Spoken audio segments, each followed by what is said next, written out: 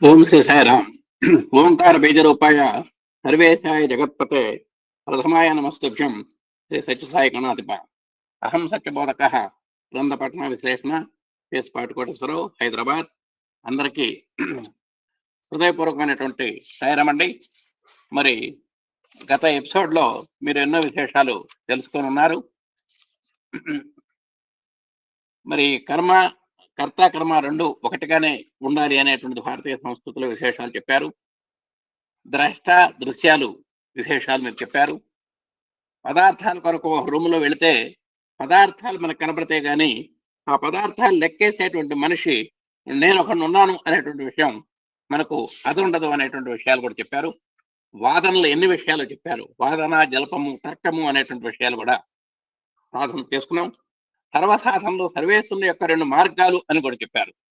అంటే మన సర్వేశ్వరుని చెందటానికి మనం ఏ సాధన చేసినా స్వామిని అంటే ఆ గమ్యస్థానమైనటువంటి పరమాత్మ సన్నిధికి వెళ్ళడంగానే మనం భావిస్తాము అని కూడా ఇక్కడ చెప్పడం జరిగింది. తర్వాత ఆత్మస్వరూపాన్ని తెలుసుకుంటేవా సర్వం తెలుసుకున్నట్లే అనేటువంటి విషయం కూడా చెప్పారు. అంటే ఏ చావు లేని విద్య మనం చదివితే మనకు ఏ విద్య అయితే చదువులలో మరణమెల్ల చదివితే తండ్రి అన్నాడు ప్రహ్లాదుడు. అంటే అలాంటి చదువు చదవాలి. ఏ చదువు చదివితే మనకు ఇతర మళ్ళా పునర్మరణము అనేటువంటిది ఉండదో అలాంటి పరమపదాన్ని సాధించగలిగినటువంటి విద్యను మనం చదువుకోవాలి అన్ని ఈ విశేషాలను కూడా మనం పోయినసారి ఎపిసోడ్స్ లో చెప్పుకోవడం జరిగింది. తర్వాత ఇవాళ అనేకత్వములోని ఏకత్వమైన నేనును తెలుసుకోవడమే మనము చేయవలసిన పరిశోధన. అది ఇక్కడ అనేకత్వం మనం చూస్తున్నాము. ఏకత్వం అంటే ఇక్కడ నేను అంటే భగవంతుడు అని అర్థం. పరమాత్మ ఆయన లీలా కార్య వినోది. మాయను సృష్టించింది కూడా ఆయనే. ఆయనకు మనకు మధ్యలో మాయ అనేటువంటి తెర ఉన్నది. ఒక మాయించి కోటేశ్వరుడు ఇంటి ముందు కుక్క ఎట్ట ఉంటుందో భగవంతుడు తన ఇంటి ముందు తన యొక్క స్వర్గధామానికి ముందు కుక్కను పెట్టాడు. అదే మాయ. అదేం చేస్తుందంటే మనం ఎన్ని సాధనలు చేసినా, ఎంత కష్టపడ్డా, ఎంత ఏకాగ్రత మనం చేసినా సరే అది భగవంతుణ్ణి చేరకుండా ఉండటం కోసం, అంటే నిన్ను ఆ ఇంట్లో ఉన్నటువంటి ఆ స్వర్గధామంలో ఉన్నటువంటి పరమాత్మను చేరుకోకుండా ఉండటం కోసం అది తన చూపుల చేత, తన చేష్టల చేత, తన ఇంగిత జ్ఞానం చేత నయాన భయాన మనల్ని భయపెడుతూ ఉంటుంది. ఆ మాయను మనం అతిక్రమించాలి. ఇలాంటి నేపథ్యంలో ఈ నేను అంటే పరమాత్మ అని చెప్పాలి. ఒక విధంగా ఇంకా సులువుగా అర్థం కావాలంటే ఒక యాపిల్ పండు ఉంది. యాపిల్ పండు పరమాత్మ అనుకున్నాం. దాన్ని మంచి పిల్లాడు నవలేడని సన్న ముక్కలు చేసి పెట్టాం. అది అనేకత్వం. ఇందాక ఏకంగా కనబడింది, ఇప్పుడు అనేకంగా కనబడింది. అలాగే మంచి కమలా ఫలాన్ని ఒలిచాం, ఆ తొనలన్నీ అక్కడ పెట్టాం ప్లేట్లో. ఇందాక చూడటానికి ఇంత కనబడింది, ఆ తొనలన్నీ ప్లేట్లో పెట్టేసరికి ఇంత కనబడుతోంది. అది ఆ పండు అనేటువంటిది ఏకత్వము. ఈ తొనలు అనేటువంటిది అనేకత్వం. అలాగే కొబ్బరికాయ కొడతారు గుళ్ళో, దాన్ని మంచి మన పళ్ళ కంటే కూడా సన్నవిగా ఉన్నటువంటి ముక్కలు చేస్తాడు పూజారి గారు.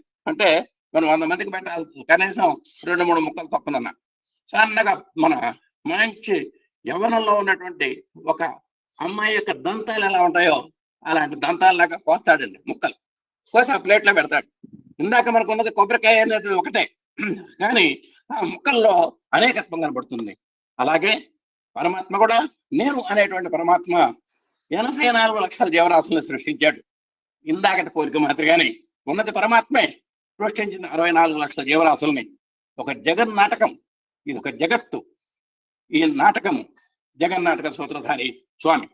అలాంటి నేను గురించి చెబుతున్నారు. మీరు ఎన్ని భావనలు చెప్పినా కూడా ఇందాక మనం చెప్పుకున్నటువంటి భావనలు కనుక మన మనసులో ఉన్నట్టయితే ఆ నేను అంటే ఏమిటో, ఆ నేనులో ఉన్న ఏకత్వం ఏమిటో, జగత్తులో ఉన్నటువంటి అనేకత్వం ఏమిటో, ఈ అనేకత్వం నుంచి ఏకత్వానికి ఎలా మనం వెళ్ళాలో అనేటువంటిది మనకు సులువుగా అర్థమవుతుంది. ఇప్పుడు మనం సబ్జెక్టులకి ప్రయాణిద్దాం. ప్రతి విషయం లోతుగా విచారణ చేస్తే నేను అనేది సర్వత్రా సర్వవ్యాపి అయి నిరంతరము నిత్య నూతనంగా వెలసలుతున్నది. ఇదంతా మనకు తెలిసిందే నిజంగా. మరి ఇందాక మనం ఉదాహరణలు చెప్పుకున్నాం కదండి. కాన ఉన్నది ఒక్కటే, నేనొక్కడే. అనేకత్వంలోని ఏకత్వమైన ఆ నేనును తెలుసుకోవడమే మనము చేయవలసిన పరిశోధన. మనకు మానవ మాత్రుడుగా మనకు ఏం చేస్తున్నాం అంటే అనేకత్వంలో అనేక మంది కనబడుతున్నాం, కానీ అనేక మందిలో నేను అనేటువంటి ఉన్నాను అనేటువంటిది మనం గమనించలేకపోతున్నాం. అలాగే ఒకవేళ నిన్ను నువ్వు పరీక్ష చేసుకున్నప్పటికీ, నిన్ను నువ్వు విచారణ చేసుకున్నప్పటికీ నాలో పరమాత్మ అనేటువంటి వాడు ఉన్నాడు అనేటువంటి విషయాన్ని నువ్వు గ్రహించలేకపోతున్నావు. ఆ గ్రహించడానికే పరిశోధన చేయాలి. మనం అనుసరించేటువంటి మార్గముల చేత అభిమానములు కూడా నువ్వు కొన్ని రకములుగా మార్పు చెందుతున్నవే, కానీ మన అభిమానమునకు మన అదృష్టంగా మూల కారణముగా ఉంటున్నది. ఇక మనకు అభిమానం అనేటువంటిది ఉంది. మన పిల్లవాడికి 99 మార్కులు వస్తే శభాష్, ఎస్ హీఈస్ మై సన్ అని కాళ్ళు రగలేస్తాం మనం. అదే 99 మార్కులు ఎదుటి ఇంట్లో పిల్లవాడికి వచ్చినాయి అనుకోండి, ఓ వాడు ఎవడో కొంచెం కాపీ కొట్టుంటాడు, పక్కన చూసి ఉంటాడు, క్రీగంటి చూపుల ద్వారా ఇంకో వాడికి 80 మార్కులే అర్హత ఉంది, ఆ 19 మార్కులు ఆ పక్క చూపులు, కొంటి చూపులు, ఓర చూపులతో సంపాదించుంటాడు అని తేలిక తీసేస్తాం. ఇక నిజంగా అభిమానం చూడండి, మనము అంటే ఒక రకమైన అభిమానము, మనము కాదంటే ఒక రకమైనటువంటి అభిమానము. దీన్నే స్వాభిమానము, పరాభిమానము అని కూడా అంటాం. మన నిజంగా అభిమానం నీ దగ్గర సమత్వంగా ఉన్నట్టయితే రెండింటిని నువ్వు ఆస్వాదించాలి. శభాష్ అనాలి, వాడిని కూడా శభాష్ అనాలి మనం, కానీ అంటలేదు. మనవాడు నిజంగా ఇంకొక చిన్న ఉదాహరణ చెబుతున్నాం. మన ఇంట్లో మంచి ఖరీదైనటువంటి స్టీల్ గ్లాస్, మంచి పింగాణి పాత్ర ఉంది, మనవాడు పడేస్తే ఉదాసీనంగా ఉంటాం. అంటే ఏమనం మన వాడిని, ఏదో పొరపాటు జరిగింది అనుకుంటాం. అదే పని మనిషి ఆ ఖరీదైనటువంటి ఆ పొరపాటును పట్టేసింది అనుకోండి, ఏం నరసింహావతారం ఎత్తుతాం మనం. అంటే మరి రెండు పనులు ఒకటే. ఇందాక మనవాడు చేసిన పని అదే, ఆ పని పిల్ల చేసిన పని అదే, కానీ అభిమానంలో తేడా ఉంటున్నాయి. కాబట్టి స్వామి చెబుతున్నారు, మనలో అభిమానాల్లో కొన్ని రకాలు మార్పు చెందుతున్నాయి. మన అభిమానములకు మన దుస్సంగమే మూల కారణంగా ఉంటున్నది. ఇలాంటి ఈ అభిమానంలో మార్పు కారణం మనకు దుస్సంగం.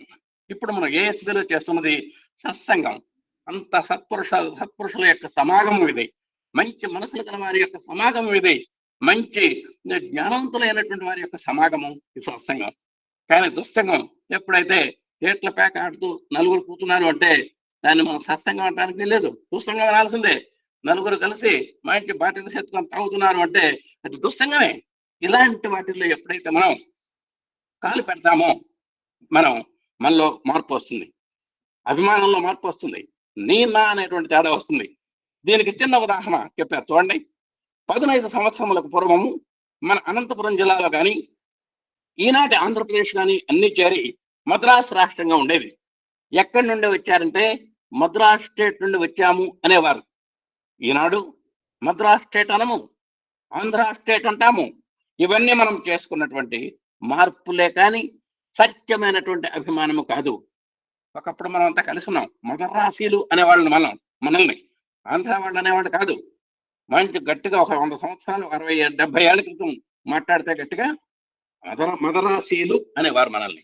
మన తెలుగు భాష కానీ తెలుగు యొక్క ఔన్నత్యం కానీ ఆ తమిళంతో పాటుగా మంది కూడా ఆ మద్రాసులో మంచి అంకురించి మొలకలెత్తి కాయలు పిందెలుగా మంచి ఫలాలు చేసి మన భాష అభ్యున్నతి కూడా అక్కడ బాగా పరిగణించింది మద్రాసులో. మద్రాసు మనకు అంత ఆలవాలం అనమాట. కాబట్టి మనల్ని కూడా మద్రాసీలు అనేవారు. తర్వాత చీలం 1950లో మనం 2 రాష్ట్రాలకు చీలం, ఆంధ్ర రాష్ట్రం, తమిళనాడు అని. అప్పుడు మనల్ని ఆంధ్ర స్టేట్ అన్నారు. ఆ తర్వాత ఇదంతా కూడా మీకు తెలుసు. ఈ విధంగా మనం మార్పులు యాదృచ్ఛికంగా కాలానుగుణంగా జరిగినటువంటి కానీ ఈ మార్పు నిజమైనటువంటి మార్పు కాదు అంటున్నారు స్వామి. ఆంధ్ర తెలంగాణ రెండు చేరి విశాలాంధ్ర అంటున్నాము. మళ్ళీ ఆ తర్వాత కొన్నాళ్ళు మనం ఎప్పుడైతే ఆంధ్ర విడిపోయిందో మన తెలుగు వారంతా కూడా ఒకే మాట, ఒకే బాట, ఒకే నోట కలిగినటువంటి వాళ్ళమై విశాలాంధ్ర అని మనం వ్యవహరింపబడ్డాం. ఏనాటి సాంప్రదాయమును పురస్కరించుకొని ఆంధ్ర అని చెబుతున్నాం. ఇప్పుడు కూడా మనల్ని ఆంధ్ర అంటారు. ఇలాంటి మార్పులన్నీ వ్యక్తిగతమైన భావములతో ఉద్భవించినవే కానీ స్వస్వరూపములు స్వభావములు మాత్రము కావని అర్థం చేసుకోవాలి.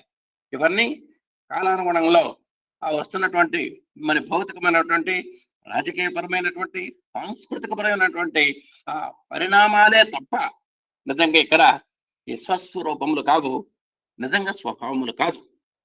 యాదృచ్ఛికంగా జరిగేటువంటి మార్పులే ఇవన్నీ కూడా. సత్యము భావము రెండు చేరినప్పుడు స్వభావము అన్నారు. ఎప్పుడైతే స్వభావములో రెండు ఉంటాయని చెప్పారు. సత్యము, నువ్వు ఎవరితో మాట్లాడినా, ఎప్పుడు మాట్లాడినా, ఎక్కడ మాట్లాడినా అది చెక్కు చెదరకూడదు. 3 కాలాలను నువ్వు ఒకటిగా ఉంటేనే దాన్ని సత్యము అంటారు. దానికి ఎప్పుడైతే భావంలో కూడా మార్పు ఉండకూడదు. మరి పరిస్థితిని బట్టి, అక్కడ సందర్భాన్ని బట్టి, లౌల్యాన్ని బట్టి, అభిమానాన్ని బట్టి నీ యొక్క భావం మారకూడదు అక్కడ. అందుకని సత్యము, భావము ఈ రెండు మంచి పడుగు పేకల్లాగా ఒకదానికొకటి పెన వేసుకొని పోయినప్పుడే దాన్ని స్వభావము అంటారు. ఆ స్వభావము అంటే ఏమిటో చెబుతున్నారు, అర్థం చెబుతున్నారు. సత్య అనగా తాను, భావము అనగా సంకల్పము. తన నుండి వచ్చినటువంటి సంకల్పమే స్వభావము. కాబట్టి సత్య అంటే నేను, తాను అనమాట. భావము అంటే ఆయన కలిగేటువంటి సంకల్పం. ఈ రెండు ఒకదానికొకటి విడదీయరానటువంటి సందర్భం వచ్చినప్పుడు మాత్రమే దాన్ని స్వభావము అంటారు. తన నుండి వచ్చినవి స్వభావములు కానీ ఇంద్రియముల నుండి వచ్చినవి కాదు. ఇప్పుడు దీని ద్వారా వచ్చేటువంటి ఏ స్వభావం అంటే అవి ఇంద్రియాల నుంచి పుట్టినటువంటివి కాదు. ఇంద్రియాలు ఒక్కో రకంగా ఉంటాయి, ఒక్కో రకంగా మారుతూ ఉంటాయి. ఇంద్రియ సుఖాలు ఒకప్పుడు ఏదైతే సుఖమో ఇంద్రియానికి ఒకప్పుడు దానికి ఇబ్బంది వస్తుంది. ఇవన్నీ మనకు తెలుసు. అంటే ఇంద్రియ సుఖాలన్నీ కూడా టెంపరీ, తాత్కాలికము, స్థిరం కాదు అవి. కాబట్టి మన స్వభావము మనలో నుంచి వచ్చిందే కానీ ఇంద్రియాల నుంచి వచ్చింది కాదు. కాబట్టి ఇంద్రియముల నుండి వచ్చినది కాదు, తాను ఆత్మలో ఉన్నాడు కనుక ఆత్మ నుండి వచ్చిన సత్యమే ఇంద్రియముల ద్వారా వచ్చినటువంటి సత్యము. నిజంగా మనకు పైగా ఇంద్రియాల ద్వారా వచ్చినట్టు కనబడుతుందే తప్ప ఆ స్వభావం కానీ ఇంద్రియాల నుంచి వచ్చింది కాదు. అది అది ఆత్మలో నుంచి వచ్చింది అని గ్రహించాలి.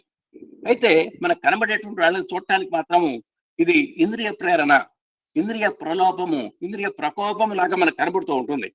అట్టి స్వభావము ఎట్టి సమయముందు వస్తుందంటే ఆలోచన సంబంధము లేక స్వచ్ఛమైనటువంటి తలంపులతో తనలో సత్యమైనటువంటి భావములు తోస్తూ ఉంటాయి.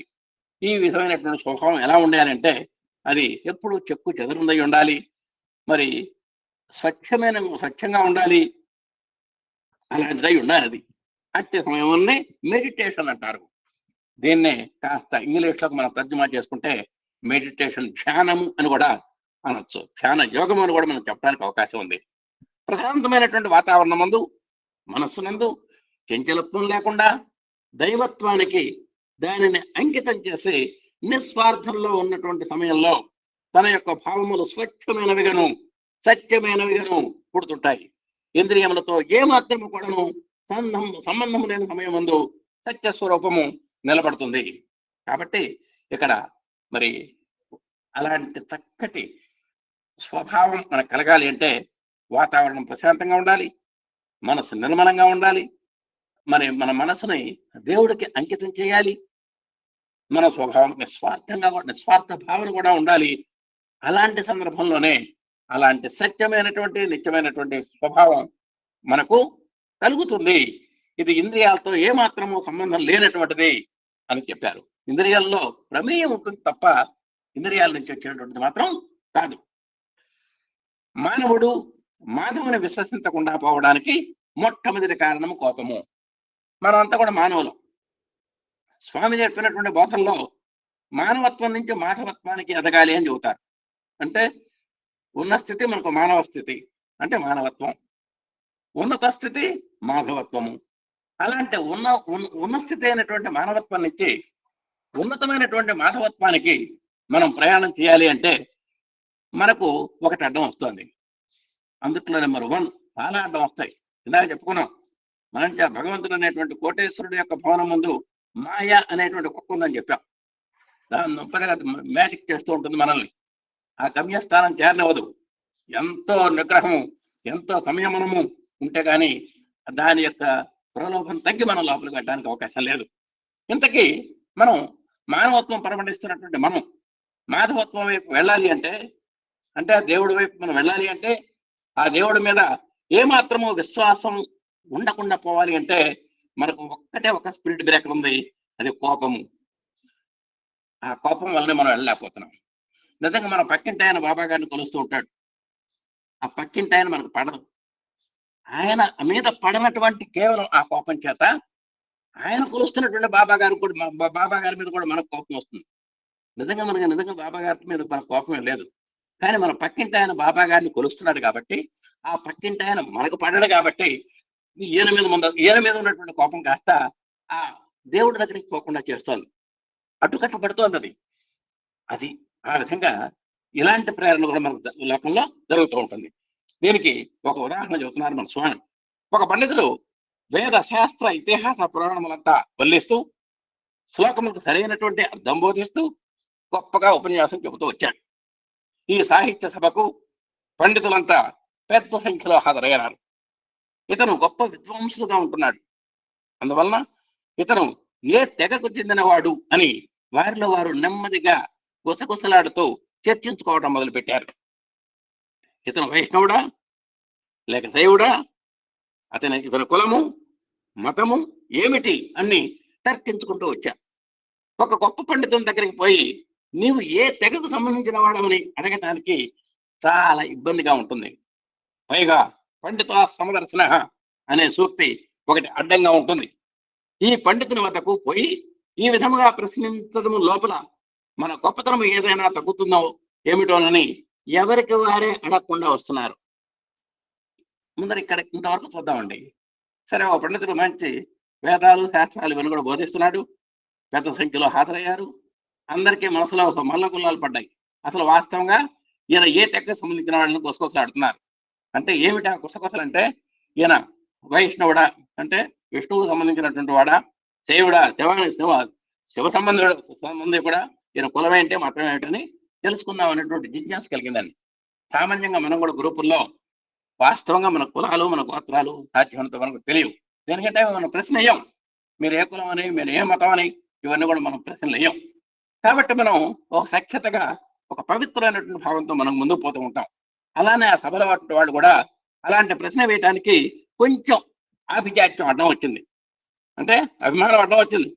మరి ఏ విధంగా సరే ఆయన యొక్క ఆ పండితుని యొక్క అసలు ఏ సంబంధమైనటువంటి వాడు, ఈయన శివుడా, శైవమా, వైష్ణవ, ఇంకేమిటి తెలుసుకుందాం అనేటువంటి ఒక జిజ్ఞాస పెరిగిందండి.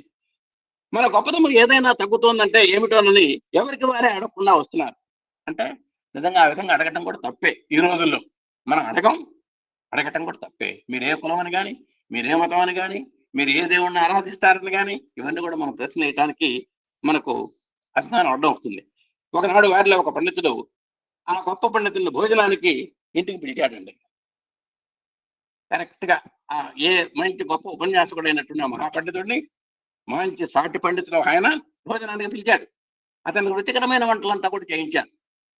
భార్యతో చెప్పాడు.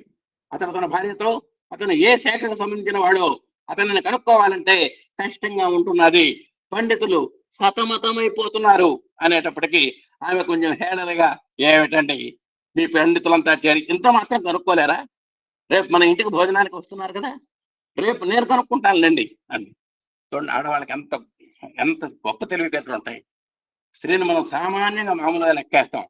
ఆమె ప్రతి విషయంలో కూడా అన్నం తింటంలో కూడా మనకి డబల్ అని చెప్పింది శాస్త్రం. మీరు 5 నిమిషాలు తింటే మగాడు, ఆమె 10-15 నిమిషాలు తింటుంది. ఆ విధంగా మనం లెక్కలేస్తే ప్రతి విషయంలో కూడా స్త్రీ అన్నిటికంటే కూడా కొన్ని రెట్లు ఎక్కువ అని శాస్త్రం చెబుతోంది. ఎవరైతే వీళ్ళు మల్ల కులాలు పడుతున్నారో అతని కులాన్ని తెలుసుకోవటం కోసం ఆమె తేలిగ్గా తీసేసింది. పురుషుడు ఏదైతే జట్ల సమస్యగా భావిస్తాడో ఆమె పెద విరిచి తేలిగ్గా భావిస్తుంది. ఇది సహజం జనరల్ గా. అట్లానే ఈ పండితుడి యొక్క భార్య కూడా ఎంతసేపు అండి అతని యొక్క కులం కనుక్కోవటం, అతనికి ఎవరో ఏ సంబంధమైనటువంటి వాడో తెలుసుకోవటం ఎంతసేపు అని చాలా తేలిగ్గా హేళనగా నవ్విందండి. ఏమిటండి మీ పండితులంతా చేరి ఇంత మాత్రం కనుక్కోలేరా? మేము రేపు మన ఇంటికి భోజనానికి వస్తున్నాడు కదా, రేపు నేను కనుక్కుంటాను లేండి అంది.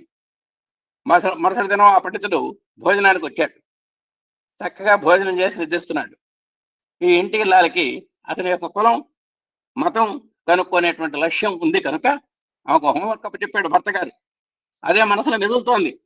ఆ ఇల్లాలు వంటగదికి వెళ్ళింది. ఒక గరిట ఎర్రగా కాల్చింది. చక్కగా వెళ్ళి ఆ పండితుడి యొక్క కాలికి వాత పెట్టింది. తక్షణమే అతడు బాధతో మూలుగుతూ అల్లా అన్నాడండి. అల్లా హే అల్లా అని ఓ పాట ఉన్నట్టుగా అల్లా అన్నాడండి. అప్పుడు ఆమె ఓహో ఇతను మహమ్మదీయుడు కదా అనుకుందామె. అడగల, ఆయన మహమ్మదీయుడు అని చెప్పలేదు, ఏమో మహమ్మదీయుడు అని అనుకోవటానికి అక్కడ విప్రతిపత్తి లేదు. ఆ ఒక్క ఆయన నోటి నుంచి వచ్చిన ఒకే ఒక్క మాట అల్లా అనేటువంటి మాటతో ఆ వచ్చినటువంటి పండితుడు ఎవరు ఏమిటి అనేటువంటిది క్షుణ్ణంగా తేలిపోయింది. అప్పుడు ఆ ఓహో ఇతను మహమ్మదీయుడు కదా అని అనుకున్నాను. దీని అర్థం ఏమిటి? స్వామివారు చెబుతున్నారు, ప్రశాంత సమయమందు సర్వేంద్రియములు అణగి ఉండినప్పుడు తన సత్యము బయటపడుతుంది అనేదానికి ఇది ఆధారము. ఎలాంటి మహా గంభీరమైనటువంటి పండితులైన అవ్వచ్చు, గంభీరమైనటువంటి వ్యక్తిత్వం కలిగినటువంటి వారైనా కావచ్చు, వాళ్ళ యొక్క నిజ స్వభావము కొన్ని ప్రత్యేకమైనటువంటి సందర్భాల్లో, ముఖ్యంగా వారి యొక్క సకల ఇంద్రియాలు మంచి నిద్రాణమైనటువంటి స్థితిలో ఉన్నప్పుడు అది బయటపడుతుంది అని చెప్పారు. ఇది ఈ సూత్రం అందరం మనకు కావాలి. ఇప్పటిదాకా చెప్పిన కథ కాదు మనకు కావాల్సింది. స్వామివారు చెప్పినటువంటి స్టేట్మెంట్ చాలా ముఖ్యం. ప్రశాంత సమయాల్లో సర్వేంద్రియాలు అణిగి ఉన్నప్పుడు మన యొక్క అన్ని దశేంద్రియాలు మనసుతో సహా 11 ఇంద్రియాలు, వాడు ఏకాదశి, ఈ ఏకాదశి ఇవి స్తబ్దతగా ఉన్నప్పుడు, మంచి నిద్రాణంగా ఉన్నప్పుడు అసల్లో ఉన్నటువంటి సత్యం ఆటోమేటిక్ గా బయటపడిపోతుంది అనటానికి ఇది ఆధారం అని చెప్పారు. అనగా ఇంకో కొసమెరుపుగా చెప్పారు, జ్ఞానావస్థ ప్రకృతికి అతీతమైనటువంటి స్థితి కనుక కేవలము పరమాత్ముడే సాక్షిగా ఉంటున్నాడు. కాబట్టి ఈ జ్ఞానం అనేటువంటిది మరి ప్రకృతికి అతీతం. ప్రకృతిలో మనకు కనబడదు, అది తోచదు, గోచరం కాదు. అలాంటి కేవలం మానసిక బౌద్ధికమైనటువంటి స్థాయి జ్ఞానావస్థ కాబట్టి, అది బుద్ధికి సంబంధించింది కాబట్టి, ఈ కనబడేటువంటి ప్రకృతికి అతీతం కాబట్టి, అలాంటి జ్ఞానం ద్వారానే పరమాత్ముడు మనకు సాక్షిగా గోచరిస్తాడు. జ్ఞానేనైవతు కైవల్యం అని మనం చెప్పారు. మరి జ్ఞానం కంటే పవిత్రం ఇక్కడ రెండోది లేదు అని కూడా మనకు శాస్త్రాలు చెబుతున్నాయి. మనస్సు అనేక ఆలోచనలతో కల్లోలమై ఉన్నప్పుడు మనము సద్విషయములు ఏమాత్రము గుర్తుంచుకోలేము. భాగవత పురాణమందు కంసుని యొక్క చరిత్ర మీకు తెలిసిందే. ఇక్కడ ఇంకొక చిన్న స్టేట్మెంట్ ఇచ్చారు స్వామివారు. మనస్సు పరిపరి విధాలా పోతున్నప్పుడు, అది అతలాకుతలంగా ఉన్నప్పుడు, అస్తవ్యస్తంగా ఉన్నప్పుడు మనము సద్విషయము అంటే భగవత్ సంబంధమైనటువంటి ఏ విషయాన్ని కూడా గుర్తుంచుకోలేము. భగవంతుడిని సద్వస్తువు అంటారు. భగవంతుడికి సంబంధించినటువంటి విషయాలన్నీ కూడా సద్విషయములు. అంటే సత్ అంటే భగవంతుడు అని ఇక్కడ. ఆ సద్విషయములు భగవత్ సంబంధమైనటువంటి ఏ విషయాలు కూడా మీరు భౌతికపరమైనటువంటి ప్రాపంచికమైనటువంటి వ్యాపకాల్లో నిమగ్నమై ఉన్నప్పుడు ఆ భగవంతుని యొక్క తత్వము మనకు గోచరం కాదు అని చెబుతున్నారు. ఎలాగా ఒక్కసారి చూద్దాం. భాగవత పురాణమందు కంసుని యొక్క చరిత్ర మీకు తెలిసిందే. కృష్ణునిపై ద్వేషం పెట్టుకోవడం చేత ఎక్కడ చూసినా అతని కృష్ణుడే కనిపిస్తున్నప్పటికీ కృష్ణ నిన్ను పట్టలేకపోతున్నాను అని ఆవేదన చెందినవాడు కంసుడు. నిజంగా చూడండి, భక్తుడి కంటే కూడా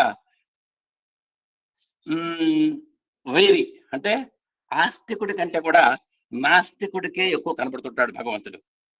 నిజంగా తానేషాకు కనబడ్డాడు కానీ చూసారా, తానేషా చరిత్రలో ఆ రామలక్ష్మణులు నిజంగా మరి చూడండి, నిజంగా రామదాసుకు ప్రత్యక్షం కాల. ఆ తానేషాకి ఆ రామలక్ష్మణుడు వచ్చి ఏమండి ఆ బాకీ మేము తీరుస్తామండి ఆయనకు దర్శనం ఇచ్చారు. అయితే ఆయన కనుక్కోలేకపోయినాడు రామలక్ష్మణుడు అని. ఆ విధంగా ఒక్కోసారి ఆస్తికుల కంటే కూడా నాస్తికులకి, భక్తుల కంటే కూడా మంచి పరమ శత్రువులైనటువంటి వారికే భగవంతుడు ఎక్కువ సులభ సాధ్యుడు అవుతాడు అనేటువంటి దానికి ఇక్కడ చక్కటి ఉదాహరణ చెప్పారు. నిరంతరం అంటే ఆ శత్రువు అండి, వాడు పడుకున్నా, నిద్రపోతున్నా, అన్నం తింటున్నా, మంచినీళ్ళు తాగుతున్నా, ఏ పని చేసినా కూడా అతనే ఆలోచనలోనే ఉంటాడు. భగవద్భక్తికి ఇంకో ఉదాహరణ చెప్పారు. ఒక లోభివాడు ఉంటాడు. వాడు గోతిలో పాతి పెట్టాడు. ఆ రోజుల్లో లాకర్లు, బ్యాంకులు వగైరా లేవు. గోతిలో దాచిపెట్టినటువంటి సొత్తు మీద ఆ లోభివాడికి వాడు పడుకున్నా, వాళ్ళ అమ్మాయితో మాట్లాడుతున్నా, భార్యతో విశేషాలు మాట్లాడుతున్నా, ఫోన్ చేస్తున్నా, ఏం చేస్తున్నా సరే, ఏదైనా ఫంక్షన్ హాల్కి వెళ్ళినా సరే, అక్కడ 1000 మందిలో కూర్చున్నా సరే, వాడి యొక్క మనస్సంతా కూడా ఆ గోతిలో పాతి పెట్టబడినటువంటి సొత్తు మీద ఏ విధంగా అయితే 100% కేంద్రీకృతం అవుతుందో, అలాగే నువ్వు కూడా భగవంతుడిని ఆ విధమైనటువంటి తపనతో నువ్వు జపించాలి, ఆ విధమైనటువంటి తపస్సులో నువ్వు. అందుకనే సర్వత్ర హరిచింతనం అంటాం. దాంట్లో ఉన్న అర్థం ఇదే. వాడు ఎక్కడికి పోయినా సరే వాడికి అదే చూపు. నేను గోతిలో పాతి పెట్టినటువంటి డబ్బు భద్రంగా ఉందా లేదా అనేటువంటి ఒక 100% తపన పడుకుంటుంది. అలాంటి తపన భక్తుడికి కూడా ఉండాలి అని స్వామివారు కూడా చెబుతున్న సందర్భంలో ఇప్పుడు ఇక్కడ చూడండి, ఇక్కడ అలాగే కంసుడు కూడా ఆయన వైరి. శ్రీకృష్ణుడు అంటే పడదు, కానీ ఆ ఎవడైతే పడదో ఆ పగవాడిని తలుచినంతగా అయిన వాడిని కూడా మనం తలుచుకోం. అలాంటి పగవాడిని నిరంతరము కృష్ణ కృష్ణ కృష్ణ, దీని సంగతి ఎంత తెలుస్తాను, నీ వ్యవహారం ఏంటో తెలుస్తాను అని ఆ వైరభావంతో జపించటం వల్ల నిజంగా అడుగడుగునా కనబడుతున్నప్పటికీ కృష్ణుడు అతను చూసారా, కనబడుతున్నప్పటికీ అతను నిజంగా అతనిలో ఉన్నటువంటి ఆ ఆత్మను పట్టుకోలేకపోయినాడు, ఆత్మ దర్శనం చేసుకోలేకపోయినాడు. దేనికని? ద్వేషం చేత. అనేక రూపములుగా దర్శనమిచ్చినప్పటికీ నిజంగా మరి ఎన్నో రూపాలు, ఒక రూపం కాదు, ఆ మాయాలోలుడైనటువంటి ఆ మాయాపూరితమైనటువంటి ఆ భగవంతుడు ఎన్నో లీలల విశేషాలు చూపించినప్పటికీ, అనేక రూపములుగా దర్శనమిచ్చినప్పటికీ తనలో ఉన్నటువంటి ద్వేష భావము చేత, తన ఇంద్రియమునంతా ఉద్రేకమైపోవటం చేత తాను శ్రీకృష్ణుని ప్రత్యక్ష రూపాన్ని కూడా సరిగా దర్శించుకోలేకపోయాడు. నిజంగా ఆయన కనబడుతున్నాడు చక్కగా. నిరంతరం జపం చేయటం వల్ల ఆ వైరి చింతన, ఆ శత్రుత్వ భావనతో నిరంతరం ఆ పగ ద్వేషముతో రగులుతున్నటువంటి ఆ భావంలో జపించడం చేత నిజంగా అడుగడుగునా కనబడుతున్నాడు. కానీ ఆ కోపము, ఆత్మాభిమానము ఇవి అడ్డు తగిలినాయి అనమాట, భగవంతుని యొక్క దర్శనం చేసుకోకుండా. అనగా ఇంద్రియముల ద్వారా సత్యస్వరూపము తెలుసుకోవడానికి వీలు కాదని తెలుస్తున్నది. కాబట్టి నీకు మంచి ఇంద్రియాలుండి చక్కటి ఇంద్రియ వ్యాపారం జరుగుతున్నప్పటికీ అక్కడ నీ యొక్క ద్వేషభావం వల్ల నువ్వు మనసు పెట్టలేకపోతున్నావు, నువ్వు ఇంద్రియాల ద్వారా నువ్వు భగవంతుణ్ణి చూడలేకపోతున్నావు అని స్వామివారు చెబుతున్నారు. మనసు బాహ్యేంద్రియములను అదుపులో పెట్టి అంతరింద్రియముల ద్వారా దైవచింతనతో మన చిత్తమును అంకితము చేసుకున్నప్పుడే అది మనకు సరైన స్వరూపముగా సాక్షాత్కరిస్తుంది. కాబట్టి మన బాహ్యేంద్రియాలు కాదు ప్రధానం, మనస్సు, చిత్తము, బుద్ధి, అహంకారము ఇవన్నీ కూడా, అంతఃకరణ ఇవన్నీ కూడా చక్కగా పవిత్రంగా ఉన్నప్పుడు ఆ అంతరింద్రియాలని ఏకీకృతం చేసి దానికి దైవ చింతన జోడించినప్పుడు, మనం చిత్తం అంకితం చేసినప్పుడు అప్పుడు మాత్రమే భగవంతుని యొక్క దర్శనం మనకు దొరుకుతుంది, భగవత్ సాక్షాత్కారం మనకు దొరుకుతుంది అని చెబుతున్నారు. కేవలం కన్నున్నంత మాత్రాన్ని భగవంతుడిని చూడలేదు, ఆ కన్నుకి మనస్సు తోడవాలి, ఆ మనస్సుకి దైవ ఏకాగ్రత తోడవాలి. అప్పుడు మాత్రమే ఆ చర్మచక్షువుకి ఆ దివ్య చక్షువైనటువంటి భగవంతుడు కనబడతాడు. కేవలం కర్మచక్షువుకి ఆ దివ్యత్వం కనబడదు అని స్వామివారు చెబుతున్నారు. మానవుడు మాధవుని విశ్వసించకుండా పోవడానికి మొట్టమొదటి కారణం కోపము. నిజంగా దేవుడి మీద మనకేం కోపం లేదు అసలు వాస్తవంగా, కానీ అది మనం ఆయన మీద 100% దేవుడి యందు మనకు 100% విశ్వసించగలిగినటువంటి చెప్పుకున్నాం, నమ్మకము విశ్వాసం అని చెప్పుకున్నాం మొన్న. చాలా మందికి నమ్మకం ఉంటుంది కానీ విశ్వాసం ఉండదు. ఆ షిరిడి సాయి చరిత్రలో కూడా కొమ్మను వదిలిపెట్టవయ్యా, ఆ గోతిలో ఒక కొమ్మను పట్టుకొని ఎలాడబడుతున్నాడు, నువ్వు దాన్ని వదిలిపెట్టు నేను రక్షిస్తాను అంటే, ఇది వదిలిపెడితే నేనెక్కడ గోతిలో పడతాను అని భయం కలిగింది. అతను అంటే బాహ్యాన్ని నమ్ముకున్నాడు కానీ మానవ సంబంధమైనటువంటి బలాన్ని ఎన్నుకున్నాడు కానీ మాధవత్వం వైపు అతను దృష్టి పెట్టలేదు. కాబట్టి మనం నమ్మకం వేరు, విశ్వాసం వేరు. కానీ మానవుడు మాధవుని విశ్వసించాలి, 100% విశ్వసించాలి. అంటే మరి మనకు బాగా వీడు బ్రేకర్ ఏమిటాయి అంటే కోపం. కోపం మానవుని రాక్షసుగా మారుస్తుంది. కోపంలో కన్న భార్యను నరికినటువంటి వాళ్ళు ఉన్నారు, కన్న బిడ్డల్ని నేలకేసి కొట్టి చంపినటువంటి వాళ్ళు ఉన్నారు, మనం పేపర్లో చూస్తున్నాం. నిజంగా ఒక్క నిమిషం కనుక ఆలోచన చేస్తే వాడు అట్టా చేయడు.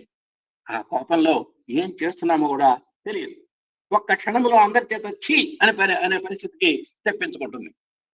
చూడండి, మరి ఆ భార్య హంతకుడికి, ఆ శిశు హంతకుడికి లోపల ఉన్న ఆదరణ చూపిస్తుందా? వాడిని ఛీ అని వెలేస్తుంది సమాజం కూడా. దేనివల్ల? కోపం వల్ల.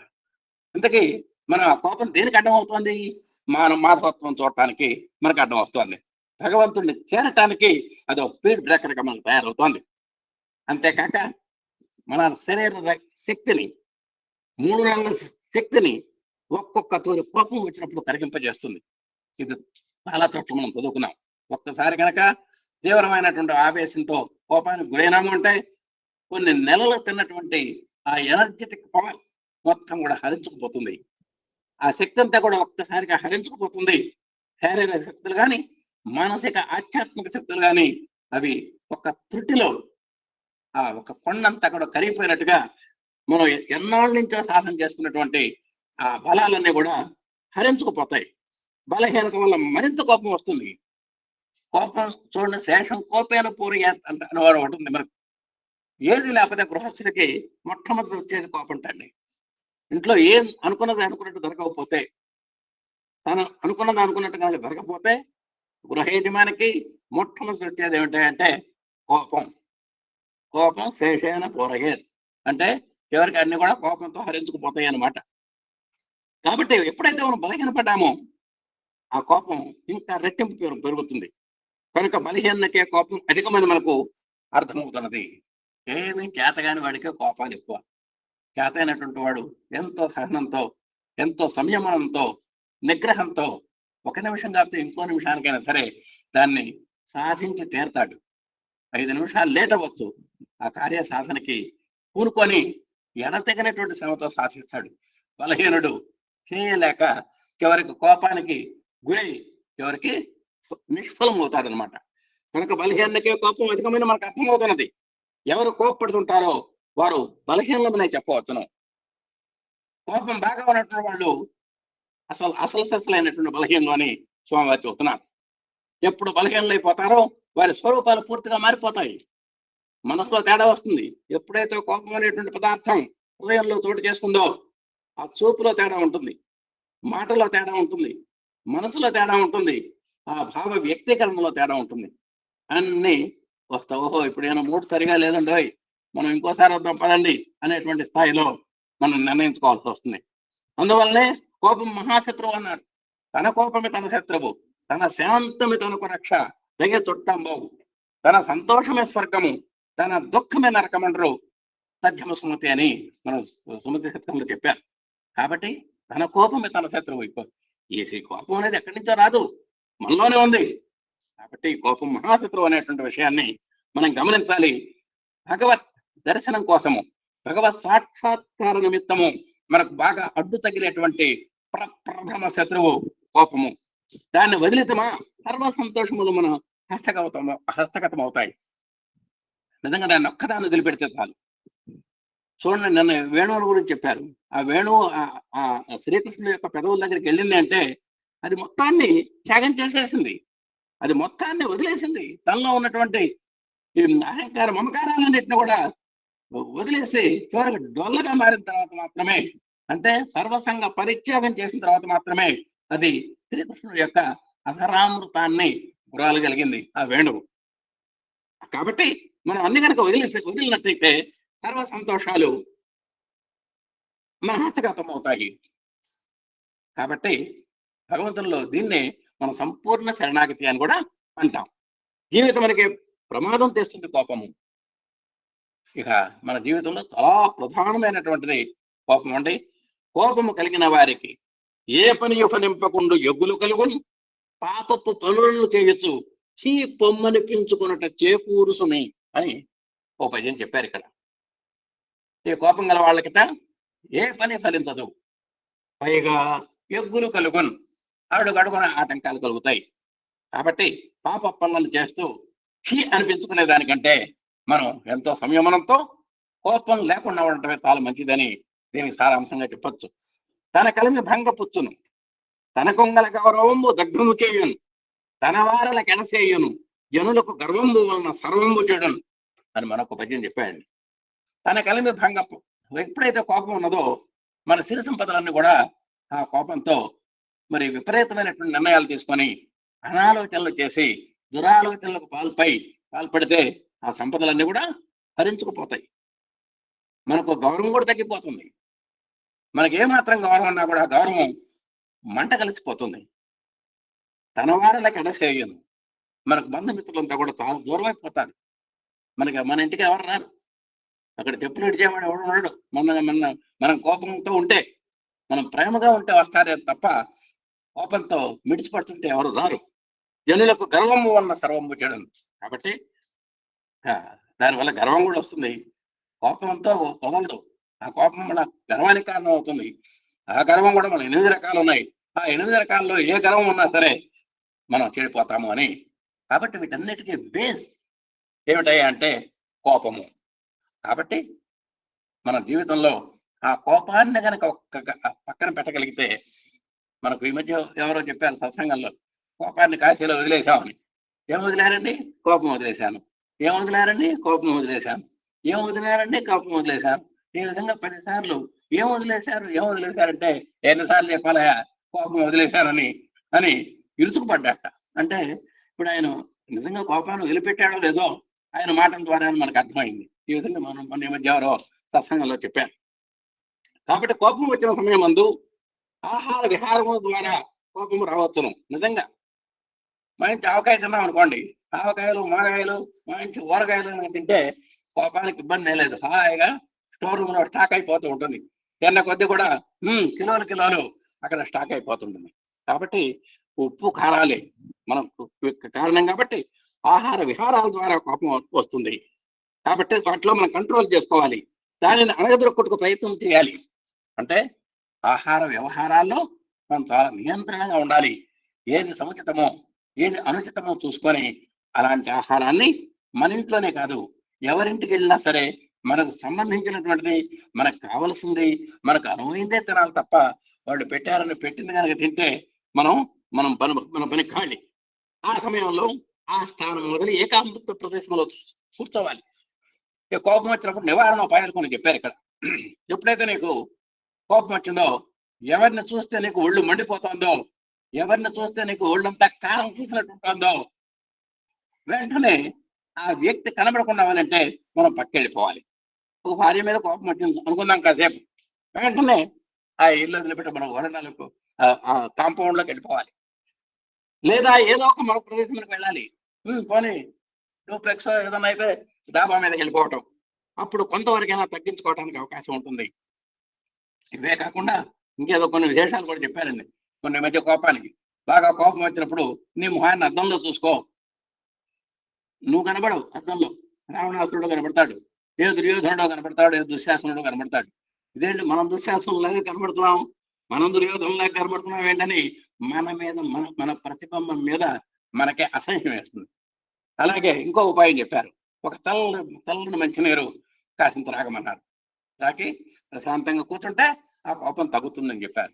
అలాగే కొంచెం మౌనం వహిస్తే వెంటనే కోపం రాగానే కాసేపు మనం మాట్లాడకుండా ఉంటే ఆ ఆవేశానికి బదులు ఆలోచన కనుక చేయగలిగితే ఒక 2 నిమిషాలు ఆ కోపం కూడా సర్దుకోవడానికి అవకాశం ఉంటుంది. ఏదైనా సరే ఒక వినోదమైనటువంటి ఒక సంగీతాన్ని వింటే ఆ కోపం తగ్గచ్చు. ఏదైనా ఆత్మీయులైనటువంటి మిత్రుల చేత మంచి ఒకే కంచంలో తిని ఒకే మంచంలో పడుకున్నటువంటి స్నేహితులతో ఒక్క 5 నిమిషాలు కనుక మనం మాట్లాడినట్టయితే ఆ కోపం అసలుకు పటాపంచలైపోతుంది. ఈ విధమైనటువంటి ఎన్నో ఉన్నాయి. అలాగే ఒక నచ్చినటువంటి ఫ్రెండ్ ఇంటికి ఇమీడియట్ గా వెళ్ళి అక్కడ వాళ్ళ ఇంట్లో ఏదో ఒక చిన్న ఆతిథ్యం తీసుకొని ఆత్మీయంగా మాట్లాడితే ఆ కోపం సర్దుకుంటుంది. ఈ విధంగా కోపం రావటానికే కాదు, కోపం నిర్మూలించడానికి కూడా ఎన్నో ఉపాయాలు స్వామివారు నిత్య సాధన చంద్రికలో, అంటే సాధనలో మరి నిత్య జీవితంలో ఆధ్యాత్మిక సాధన అనేటువంటి టాపిక్ లో ఎన్నో విశేషాలు చెప్పడం జరిగింది. ఇక్కడ ఏం చెప్తారు చూద్దాం. అప్పుడు కొంతవరకైనా తగ్గించుకోవడానికి అవకాశం ఉంటుంది. మానవుడు భగవద్ అనుగ్రహం అనే సంబంధమును కూడాను తన క్రోధం ద్వారా దూరం చేసుకుంటున్నాడు. కాబట్టి ఈ కోపం వల్ల ఎంతో అనుగ్రహం చూపిద్దామనేటువంటి భగవంతుడు కూడా సమీపానికి రాకుండా పోతున్నాడు. మరి కోపం ఉంటే ఆయన రాడుగా మన దగ్గరికి. ఎక్కడ ప్రేమతత్వం ఉంటుందో అక్కడ భగవంతుడు వస్తాడు. ఎక్కడ ప్రేమ ఇనుమడిస్తుందో అక్కడికి మాత్రమే ప్రేమ వస్తుంది. తల్లి దగ్గర కూడా బిడ్డ ప్రేమ చూపిస్తేనే తల్లి దగ్గరికి వస్తుంది బిడ్డ. అట్లాంటి తల్లి బిడ్డల యొక్క అనుబంధం భగవంతుడికి భక్తుడికి ఉన్నటువంటి సంబంధం. కాబట్టి మనం ఆ ప్రేమను చూరకొనాలి అంటే కోపాన్ని మనం దూరం చేసుకోవాలి. ఈ క్రోధమును ఒక ప్రేమ ద్వారానే జయించడానికి వీలవుతుంది చెప్పారు. వెంటనే రోగము వైద్యం, రోగం కోపం, వైద్యం ప్రేమ. కాబట్టి మనం బీపీ తగ్గటానికి ఒక బెళ్ళ వేసుకున్నట్టే ఈ కోపం అనేటువంటి బీపీ తగ్గాలి అంటే ప్రేమ అనేటువంటి బిళ్ళ వేసుకోవాలి.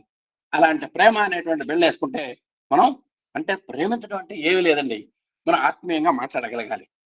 కొంతమందితో ఆత్మీయంగా మాట్లాడతారు, కొంతమందితో రుసరుసలాడుతూ ఉంటారు, కొంతమందితో విషం కక్కుతూ ఉంటారు.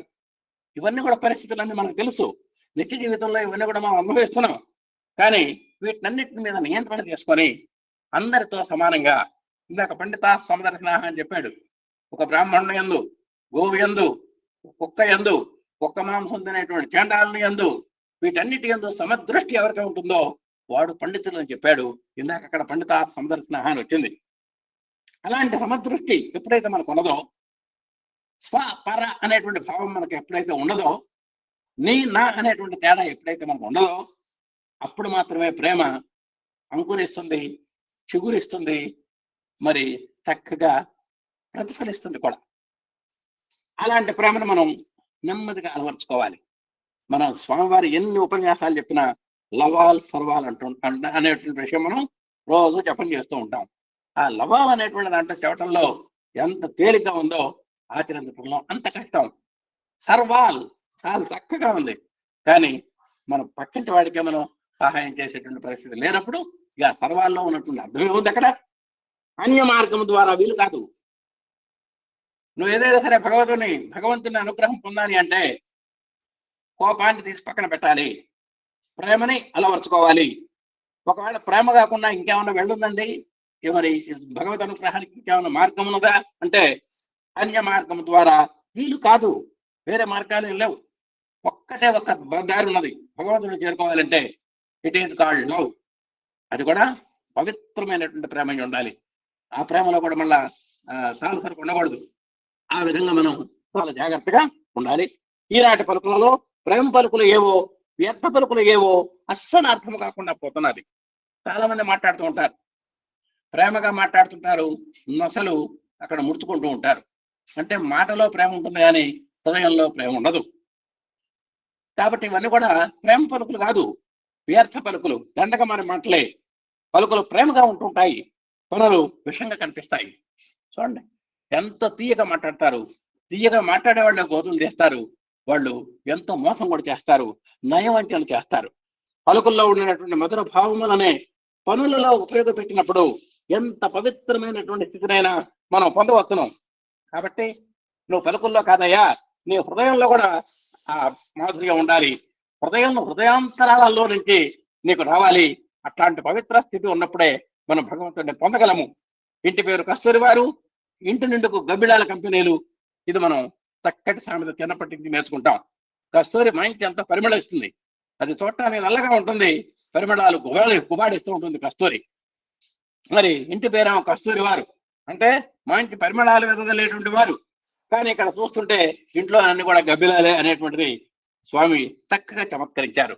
అంటే మన మనసు కూడా ఆ హృదయంలోనేమో మనం పేరుకేమో పైకేమో కస్తూరి వారం, పైకేమో ప్రేమగా పలుకుతున్నాం, లోపల ఆ గబ్బిలాల కంపెనీ లాగా అంతా కూడా కంపు కొట్టుకుంటూ ఉంటుంది. అలాంటిది పనికిరాదు. హృదయంలోనూ మాటల్లోనూ ఒకే పవిత్రమైనటువంటి ప్రేమ చోటు చేసుకోవాలి. మా బజారంతా బ్రాహ్మణులే కానీ కోడి పెట్ట ఒకటి కూడా కనిపించడం లేదు అంటుంటారు. మా ఇంటి స్వామివారు వేశారు ఒక బాణం, మా బజారంతా కూడా బ్రాహ్మణులే కానీ కోడి పెట్ట మాత్రం కనబట్టలేదు. కోడి బయటకు వెళ్ళిందంటే ఇక అది ఇంతే సంగతులు అని దీని యొక్క అర్థం అన్నమాట. అంటే వారు పైకి మాత్రము బ్రాహ్మణులే తప్ప లోపల మాత్రము చక్కగా కోడిని ఆరాధించగలిగినటువంటి నేర్పరులు అని ఒక ఎత్తిపొడు పొడిచారు స్వామి. అనగా లోకమంతా భక్తులుగానే కనిపిస్తుంటారు, కానీ వారి పనులు చూస్తామంటే చాలా విరుద్ధంగా కనిపిస్తుంటాయి. చాలా మంది అంతే, వేషధారణకి అక్కడ ప్రవర్తనకి చాలా తేడా ఉంటుంది. దీన్ని బట్టి నిజమైన భక్తులను గుర్తించడం చాలా కష్టంగా ఉంటుంది. మనలో కూడా ఎంతో మంది ఉంటారు సాయి భక్తులు. ఇక్కడ ఎంతో ప్రేమగా మాట్లాడతాడు, ఇక్కడ ఇంటికి వెళ్ళి ఆమె మీద కర్రెత్తాడు. ఇక్కడ ఎంతో ప్రేమగా చూస్తూ వస్తాడు బాల వికాస్ పిల్లల్ని, తన పిల్లల మీద ప్రతాపం చూపిస్తాడు. ఏంటి దీనివల్ల ఏమిటి ఉపయోగము? కాబట్టి నిజమైనటువంటి భక్తులు మనం గుర్తించడం చాలా కష్టంగా ఉంది. ధ్యానం మనకు కూర్చున్నంత మాత్రమున భక్తులు అనడానికి వీల్లేదు. బజార్లో నగర సంకీర్తన చేసినంత మాత్రాన భక్తులు అనుకోవటానికి కూడా వీల్లేదు. కాబట్టి కళ్ళు మూసుకొని గంటలు జపం చేసినంత మాత్రాన ఈయన ప్యూర్ హార్టెడ్ ఫెలో అంటానికి అవకాశం లేదు.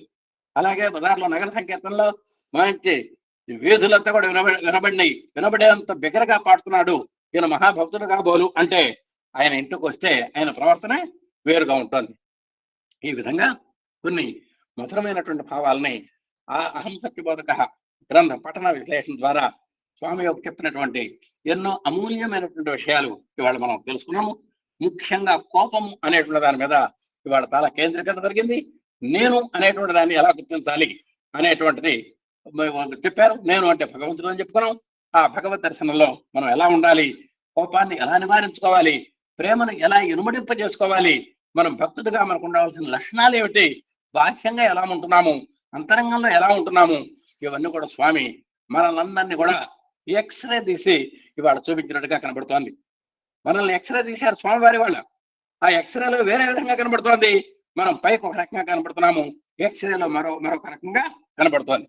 కాబట్టి స్వామివారి యొక్క ఎక్స్రేలో మనం ఏ మాత్రము మరి ఎక్కడ తేడా లేకుండా మనం మనగలగాలని, స్వామి పదంలో చక్కని భావాలతోటి మన ప్రేమ పదంలో మనం ఇనుమడించేలాగా నడవాలని మనం అందరం దీని ద్వారా గ్రహించాలని కోరుకుంటూ, ఇలాంటి అమూల్యమైనటువంటి అభిప్రాయాలు, భావనలు సందర్భోచితంగా మరి అనుగ్రహించినటువంటి స్వామివారికి ఇలాంటి చక్కని వేదిక ద్వారా ఈ గ్రంథ పఠన విశ్లేషణ కార్యక్రమాన్ని ఏర్పాటు చేసి చక్కని అవకాశం ఇచ్చినటువంటి మన ఎంఎల్ దంపతుల గారికి హృదయపూర్వక ధన్యవాదాలు చేసుకుంటూ అందరికీ సాయిరాం. ఓం శ్రీ సాయిరాం.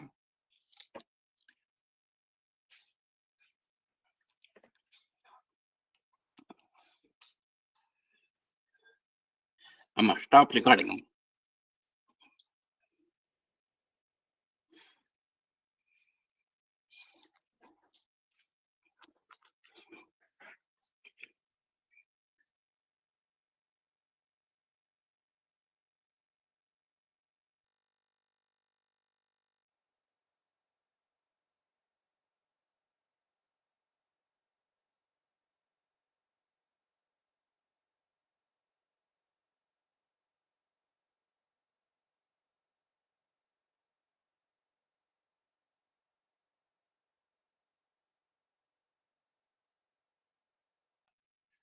స్టాప్ రికార్డింగ్ అమ్మా.